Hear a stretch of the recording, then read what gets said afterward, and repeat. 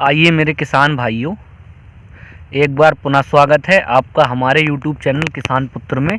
और मैं कामिल अंसारी पुनः आपकी सेवा के लिए प्रस्तुत हुआ हूँ।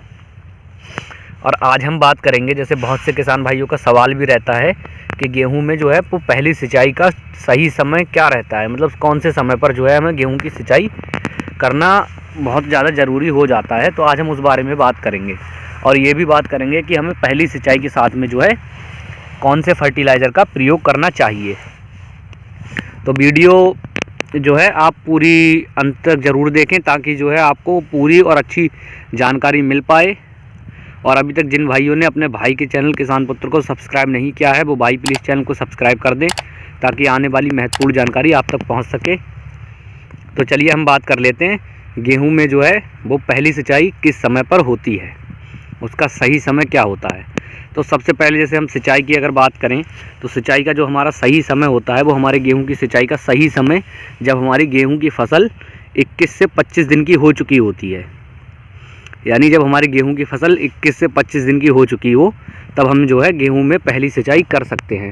इस समय हमारे गेहूं की फसल को जो है वो पानी की बहुत ज़्यादा ज़रूरत होती है, क्योंकि इस समय पर जो है हमारे गेहूं की जड़ जो है वो मजबूत होने लगती है, यानी जड़ें जो है फैलने लगती है, मोटी वाली जड़ निकलने लगती है। इससे हमारे पौधे को मजबूत होने के लिए पानी की और खाद की बहुत ज़्यादा आवश्यकता होती है।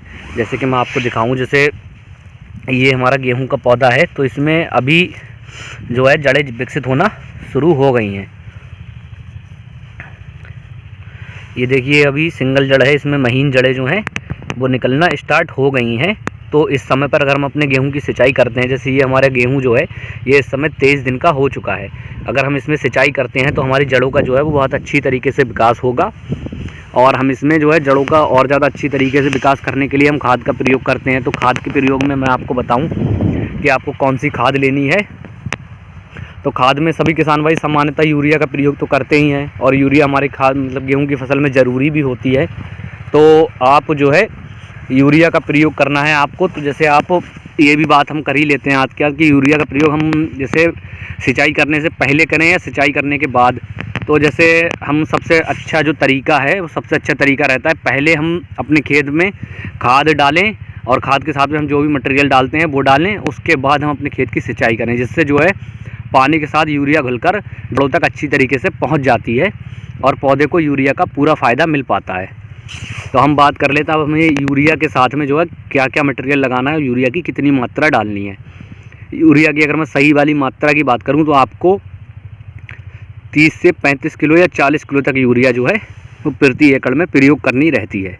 ये बिल्कुल यूरिया की सही और सटीक मात्रा होती है। और आप यूरिया के साथ में जो है सल्फ़र का भी प्रयोग अवश्य करें, क्योंकि सल्फ़र का प्रयोग भी हमारे खेत में जो है हमारे गेहूं की फसल में बहुत ही ज़्यादा आवश्यक होता है।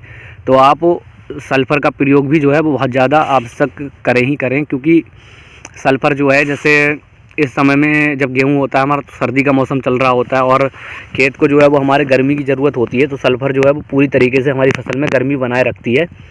तो अगर मैं सल्फ़र की मात्रा की बात करूं जो आपको यूरिया के साथ में मिला के प्रयोग करनी है, तो आपको वो सल्फ़र की मात्रा करनी है 4 से 5 किलो प्रति एकड़ सल्फ़र प्रयोग करनी रहती है। और आप अगर सल्फ़र का प्रयोग ना करते हैं तो उसके साथ में आप जिंक सल्फ़ेट जो आती है उसका प्रयोग कर सकते हैं।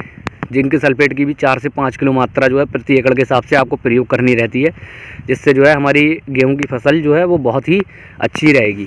क्योंकि अगर हम फसल में जो है स्टार्टिंग से ही ध्यान देते हैं तो जो हमारी फसल है वो आगे चलकर भी बहुत अच्छी तरीके से ग्रोथ करती है। और आप जो है अपनी फसल में जब आपकी फसल 21 से 25 दिन की हो गई हो तभी आप जो है अपनी फसल में पानी दें।